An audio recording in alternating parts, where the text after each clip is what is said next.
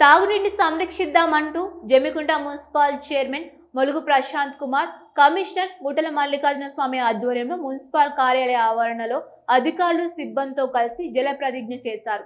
ఈ సందర్భంగా వారు మాట్లాడుతూ నీటిని పొదుపుగా తెలివిగా వినియోగించి ప్రతి నీటి చుక్కను సంరక్షించాలని పిలుపునిచ్చారు. నీటిని అమూల్యమైన సహజ వనరుగా భావించి బాధ్యతాయుతంగా ఉపయోగించుకోవాలని అన్నారు. నీటిని వృధా చేయకుండా ప్రతి ఒక్కరూ అవగాహన కలిగి ఉండాలని అన్నారు. అందరూ కలిసికట్టుగా జల సంరక్షణను ప్రజా ఉద్యమంగా తీర్చిదిద్దాలని పిలుపునిచ్చారు.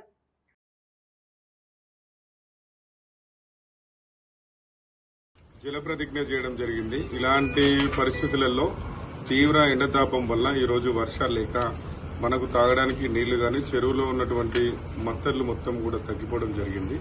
దయచేసి అందరూ నీటిని పొదుపుగా వాడుకోవాలి. ఈరోజు మనకు ప్రతిరోజు నల్లా వస్తుంది. జమ్మికుంట పట్టణంలో అందరూ నల్ల నీళ్ళని చాలా వృధాగా వదిలేస్తున్నట్లు కాకుండా ప్రతి నీటి చుక్క కూడా మరో 30 రోజుల తర్వాత చాలా కష్టతరమవుతుంది.